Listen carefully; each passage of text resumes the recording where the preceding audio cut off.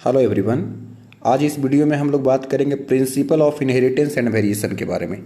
इस वीडियो में हम लोग बात करने वाले हैं principle of inheritance and variation. ये हमारा आज का टॉपिक है, ठीक है। Principle of inheritance and variation मतलब जो जेनेटिक्स में दो पार्ट पढ़ना है, एक मॉलिकुलर जेनेटिक्स है और दूसरा क्लासिकल जेनेटिक्स है, जिसको हम लोग मेंडेलियन जेनेटिक्स भी बोलते हैं। तो आज हमारा जेनेटिक्स फर्स्ट चल रहा है, ठीक है। इसमें कुछ हम लोग टॉपिक पढ़ेंगे। सबसे पहले हम लोग इंट्रोडक्शन के बारे में देखेंगे, ठीक है। फिर हेरिडिटी और वेरिएशन के कंसेप्ट क्या होते हैं, है ना, इसके बारे में समझेंगे। फिर मेंडल से पहले कुछ साइंटिस्ट थे, उनका क्या मानना था, क्या कॉन्सेप्ट था, ब्लेंडिंग का कुछ कॉन्सेप्ट था, वो उस कॉन्सेप्ट को समझेंगे कि क्या है वो कॉन्सेप्ट, इसके बारे में हम जानेंगे। फिर मेंडल के कॉन्सेप्ट को समझने का कोशिश करेंगे।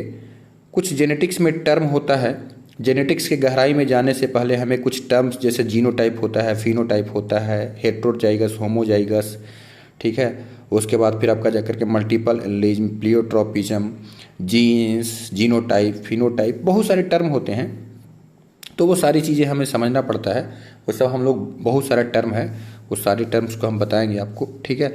मेंडल्स का इनहेरिटेंस देखेंगे, लॉज ऑफ इनहेरिटेंस जो मेंडल ने दिए गए हैं, है ना, law of dominance, law of segregation, law of independent assortment, इन सारी चीज़ों के बारे में बात करेंगे। फिर वन जीन वन इंट्रैक्शन, है ना, वन जीन इंट्रैक्शन होता है, फिर टू जीन इंट्रैक्शन होता है ना। तो दो जीन के बीच में इंट्रैक्शन होता है, वन जीन के बीच में इंट्रैक्शन, जीन इंट्रैक्शन के बारे में पढ़ेंगे। फिर chromosomal theory of inheritance, then linkage and linkage पढ़ेंगे, और लिंकेज से ही हम लोग लॉ ऑफ इंडिपेंडेंट असॉर्टमेंट का कंसेप्ट को अप्लाई करके देखेंगे, है ना, कि जो लॉ ऑफ इंडिपेंडेंट असॉर्टमेंट है ना, वो उसका रिलेशन लिंकेज और क्रॉसिंग ओवर के साथ कैसे है। तो लिंकेज और बाद में क्रॉसिंग ओवर, ये बहुत इंपॉर्टेंट टॉपिक भी होगा हमारा इस चैप्टर में।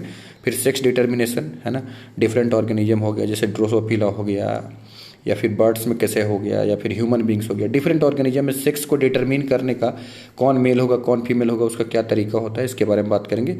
उसके बाद हम लोग बात करेंगे कुछ सेक्स क्रोमोजोम पे बैठे हुए जीन होते हैं, तो वो जिस कैरेक्टर को इनहेरिट करते हैं उसको सेक्स लिंक्ड इनहेरिटेंस कहते हैं, उसके बारे में बात करेंगे। फिर म्यूटेशंस की बात करेंगे, जो हमारे बॉडी में एबनॉर्मल कैरेक्टर आ जाता है ना, जो सडन जेनेटिक चेंजेज हो जाता है, कुछ हेरिटेबल चेंज हो जाता है, जिसके वजह से डिफरेंट, आपने देखा होगा कि बच्चे जो होते हैं एबनॉर्मल हो जाते हैं, तो म्यूटेशन के बारे में बात करेंगे। फिर साइटोप्लाज्मिक इनहेरिटेंस, जैसे माइटोकॉन्ड्रिया या क्लोरोप्लास्ट के द्वारा भी कुछ इनहेरिटेंस का काम होता है। उसके अंदर में माइटोकॉन्ड्रिया में भी तो डीएनए होता है ना, तो क्लोरोप्लास्ट के अंदर में भी डीएनए होता है, तो वो भी इनहेरिटेंस का करते हैं। वहाँ वो कहाँ कहाँ इनहेरिटेंस करते हैं उसके बारे में भी हम समझेंगे बाकी डिटेल से। फिर कुछ जेनेटिक डिसऑर्डर है, कुछ मेंडेलियन डिसऑर्डर है, कुछ क्रोमोजोमल डिसऑर्डर है, इसके बारे में बात करेंगे। फिर पॉपुलेशन जेनेटिक्स एक चीज़ होता है ना, जिसमें हम लोग एलील की फ्रीक्वेंसी निकालते हैं, जेनेटिक फ्रीक्वेंसी निकालते हैं, हार्डी बिनबर प्रिंसिपल वगैरह का कॉन्सेप्ट यहाँ पे आता है, उसके बारे में बात करेंगे, है ना। कुछ some important definition and then after कुछ फार्मूला चार्ट्स वगैरह, quick recap, and then last में हम लोग बात करेंगे एमसीक्यूज के बारे में। इसमें एमसीक्यूज होगा, उस एमसीक्यूज के बारे में बहुत सारे, क्योंकि नीट में बहुत सारे एमसीक्यूज आते हैं, मल्टीपल चॉइस क्वेश्चन हमारे हर एग्जाम में। तो बच्चों, जेनेटिक्स में एक चीज़ बहुत इंपॉर्टेंट फेमस कोटेशन है, लाइक बिगेट्स लाइक, है ना। इसका मतलब क्या होता है कि जो जैसा है वो वैसा ही बनाएगा, है ना। एक ह्यूमन बींग्स अपना बेबी को ह्यूमन बींग्स ही प्रोड्यूस कर सकता है। A cat will produce cat, dog will produce dog, है ना, मैंगो विल प्रोड्यूस मैंगो, जो जैसा है वो वैसा ही बनाएगा, ठीक है। तो इसी को बोलते हैं लाइक बिगेट्स लाइक, है ना। तो ये क्यों होता है, जो जैसा है वैसा ही बनाता है, क्यों बनाता है, this is due to the genetic material. उसके अंदर में जो जेनेटिक मटेरियल होता है वो वही बनाता है। तो ठीक है, जो लाइक बिगेट्स लाइक होता है, जो जैसा है वो वैसा ही बनाता है। तो यानी कि क्या हुआ कि जो अगर दो पेरेंट है, दो पेरेंट्स के बीच में आपस में क्रॉस हुआ, एक मेल है ना, और दूसरा फीमेल है, इनके बीच में आपस में क्रॉस हुआ, ये जो बच्चा पैदा करते हैं इनको बोला जाता है प्रोजेनी। तो प्रोजेनी में जो कैरेक्टर आता है वो पेरेंट्स से आता है, मदर और फादर की तरह का दिखाई देता है, ह्यूमन बींग्स ही होगा। अगर ह्यूमन बींग्स है तो ह्यूमन बींग्स ही दिखाई देगा। अब उसमें जो कैरेक्टर, जैसे मदर और फादर का स्किन का कलर कैसा है ना, हाइट कैसा है, तो जैसा अपीयरेंस, फिजिकली अपीयरेंस हो रहा है, उसी से मिलता जुलता कैरेक्टर होता है फादर प्रोजेनी में। तो इसी प्रोसेस को यहाँ जो कैरेक्टर जाता है मदर और फादर से, जो कैरेक्टर बच्चों में जाता है, इसी प्रोसेस को बच्चों हम लोग बोलते हैं इनहेरिटेंस। इस प्रोसेस को हम लोग क्या बोलते हैं, इनहेरिटेंस बोलते हैं। The process of transfer of character is called inheritance, inheritance, इसको हम लोग क्या बोलते हैं, इनहेरिटेंस बोलते हैं, ठीक है। इसको हम क्या बोलते हैं, इनहेरिटेंस बोलते हैं, ठीक है।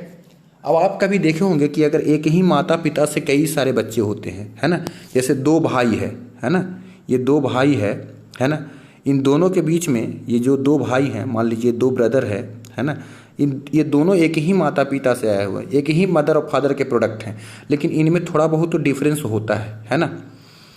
तो एक ही मदर और फादर से, यानी एक ही पेरेंट से बने हुए जो प्रोजेनी होते हैं, जो बच्चे होते हैं, उनके बीच में जो आपस में जो डिफरेंस है उसको हम लोग बोलते हैं वेरिएशन। क्या बोलते हैं? Variation. So variation is what? The differences among the progeny of the same parent, है ना।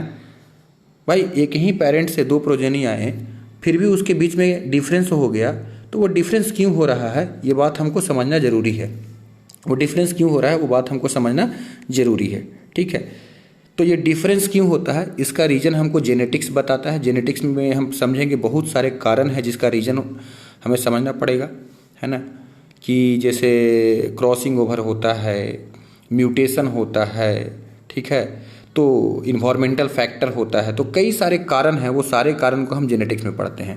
और इनहेरिटेंस, जिसको हेरिडिटी भी कहा जाता है ना, ये इनहेरिटेंस या जिसको हम लोग बोलते हैं हेरिडिटी एंड वेरिएशन, यही देखो यहाँ दो टर्म दिया गया है, हेरिडिटी एंड वेरिएशन। इसी हेरिडिटी एंड वेरिएशंस के बारे में पूरी जेनेटिक्स में बात करते हैं, ठीक है।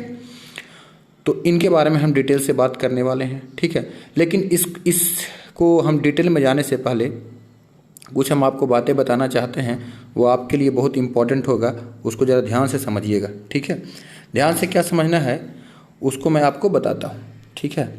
बात ये है दोस्तों कि एक चीज़ होता है, एक चीज़ है जिसको हम लोग बोलते हैं, जैसे आप कभी ध्यान दीजिएगा, है ना, तो एक चीज़ है, एक मिनट रुक जाओ ज़रा, मैं आपको स्क्रीन को ऊपर कर दूँ, है ना। आप देखिए, ध्यान दीजिएगा कि यहाँ पे कुछ चीज़ें हैं। एक है थ्योरी ऑफ पैनजेनेसिस, है ना, उसके बाद है थ्योरी ऑफ एपिजेनेसिस, और एक है थ्योरी ऑफ जर्म प्लाज्म। तीन थ्योरी यहाँ पे दिए गए हैं आपके सामने, अगर ध्यान दे रहे होंगे तो आपको पता चलेगा कि यहाँ पे तीन थ्योरी दिया गया है ना। और भी कुछ चीज़ें होती है, लेकिन जो मैं आपको बता रहा हूँ वो आपको याद रखिए, वो आपके लिए इम्पॉर्टेंट है, ठीक है। यहाँ पे एक मिनट रुकिए, मैं ज़रा इसको, हाँ ठीक है। एक बात है, यहाँ पे ऊपर में देखिए आपको लिखा गया है theory of pangenesis. Theory of pangenesis Darwin ने दिया था, है ना। और डार्विन का मानना था कि जैसे मान लो कि कोई एक इंडिविजुअल है, ठीक है, कोई भी एक इंडिविजुअल है, ठीक है, और वो इंडिविजुअल, है ना, ये इंडिविजुअल है ना, तो इस इंडिविजुअल का जो बच्चा होगा, इसका जो प्रोजेनी आएगा, ये बोलता था कि पैनजेनेसिस का मतलब जैसे इसका हैंड्स हो गए, इसका हाथ होगा, इसका जो पैर होगा, यहाँ से, नाक से, कान से छोटे छोटे पार्टिकल के फॉर्म में कुछ आएंगे, है ना, और एक इकट्ठा होकर के वो गैमेट में चले जाएंगे, और वही ट्रांसफ़र हो जाएगा।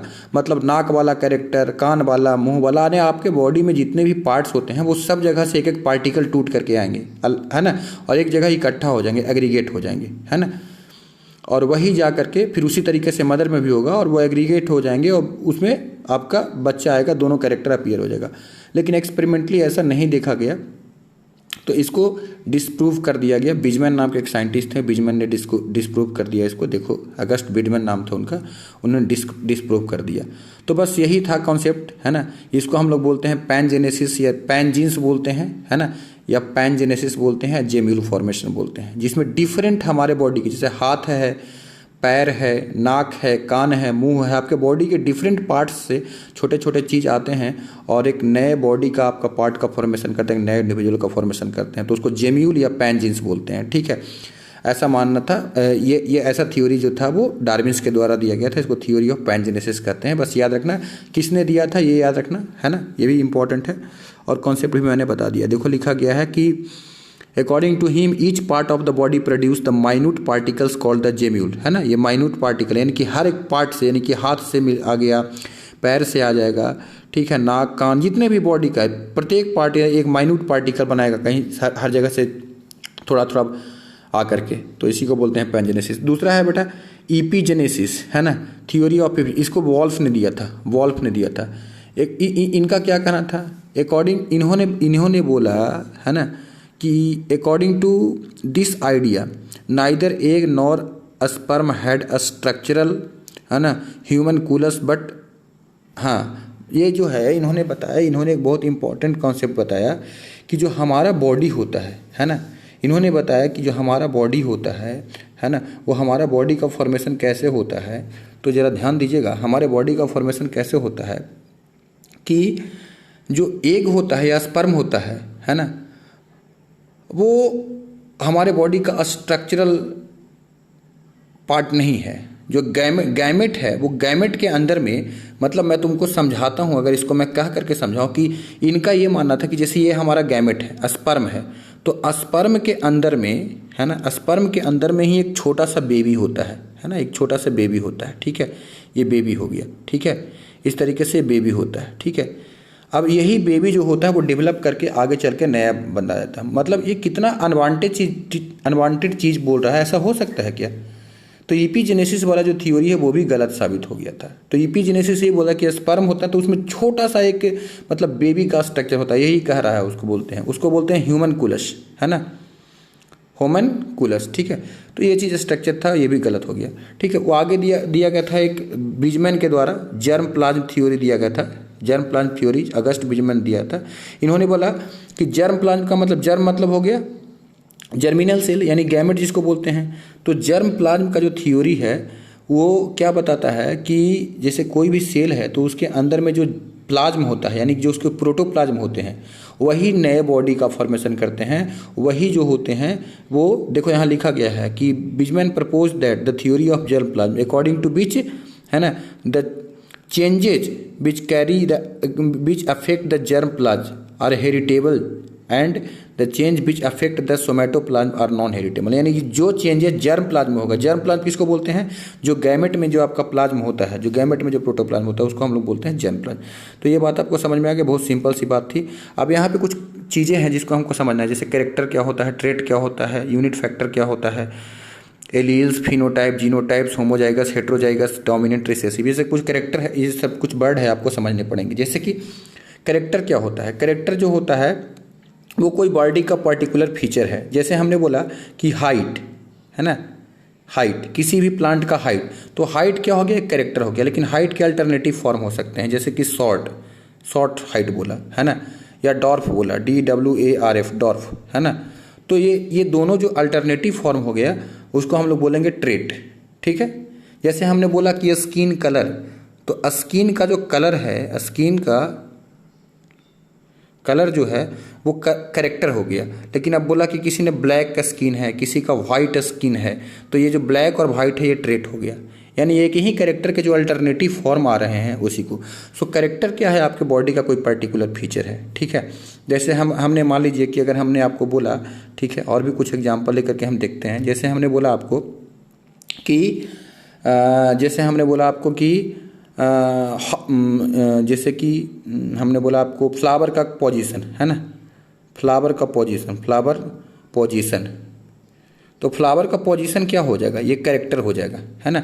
अब किसी ने बोला कि एक्जियल पोजीशन है, यानी कि प्लांट है तो यहाँ पे जो फ्लावर है उसको हम लोग बोलते हैं टर्मिनल फ्लावर, ठीक है, सॉरी, इसको हम लोग बोलते हैं एक्जियल। ये क्या बोलते हैं, एक्जाइल पोजीशन बोलते हैं। एक्जाइल मतलब यहाँ ऑक्सिलरी वर्ड से बना हुआ है, ठीक है।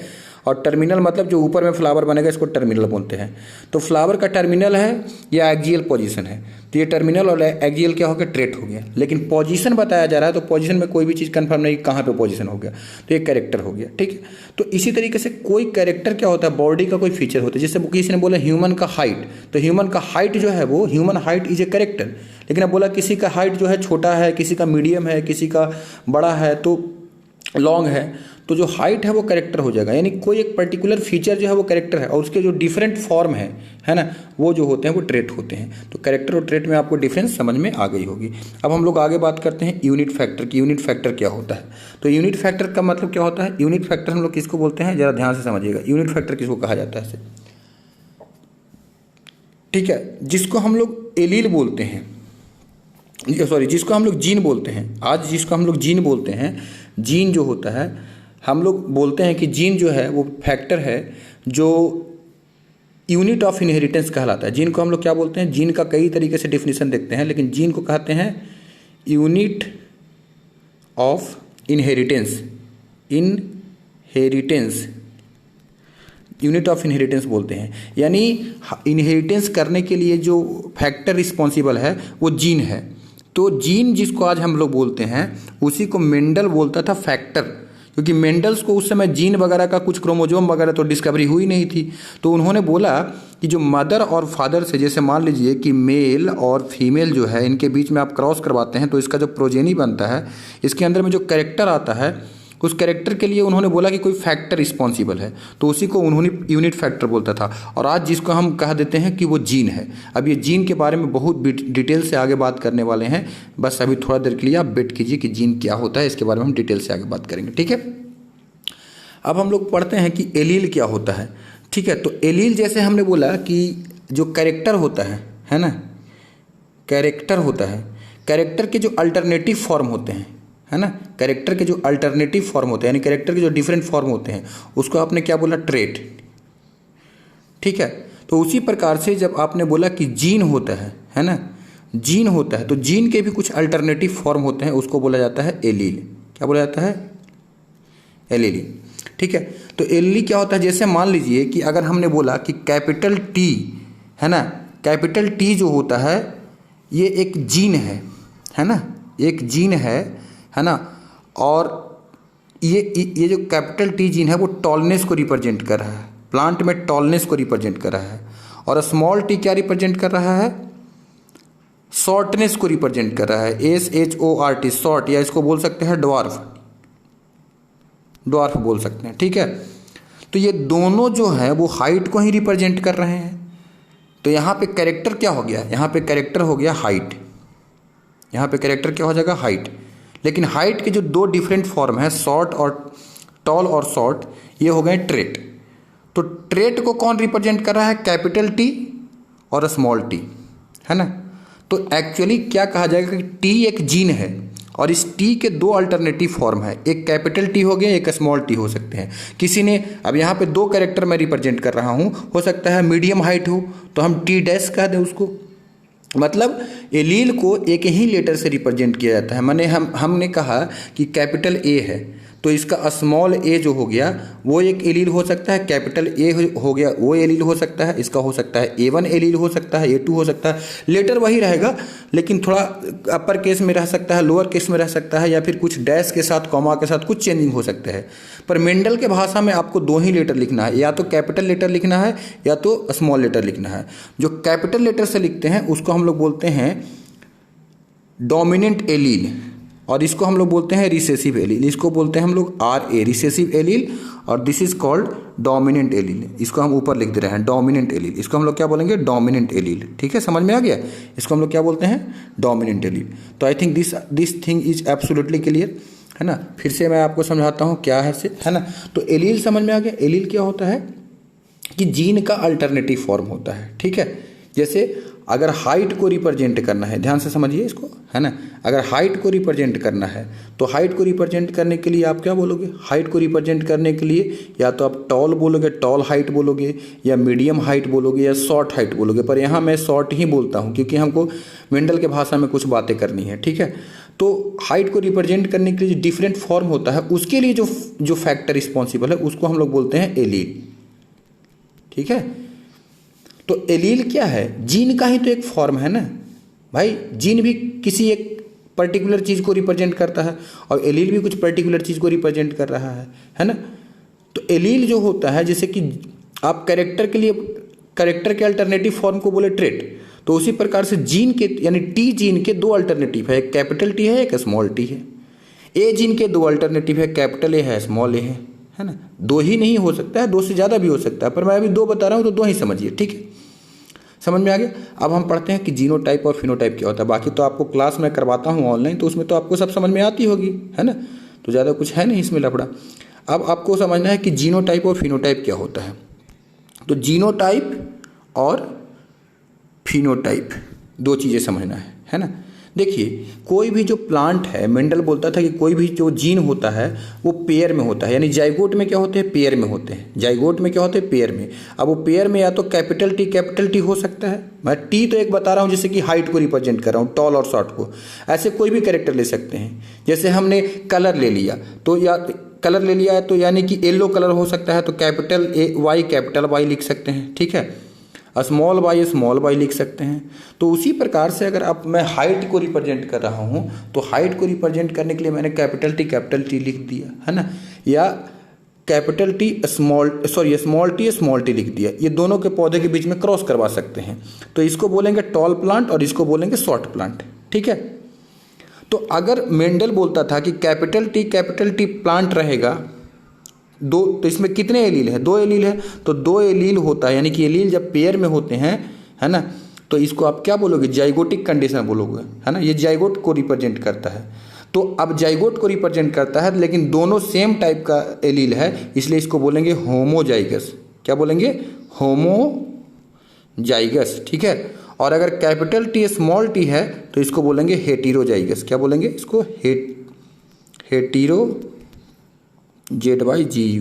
जाइगस, ठीक है। तो होमोजाइगस हेटेरोजाइगस सबको समझ में आ गया कि होमोजाइगस क्या होता है, हेटेरोजाइगस क्या होता है, ठीक है।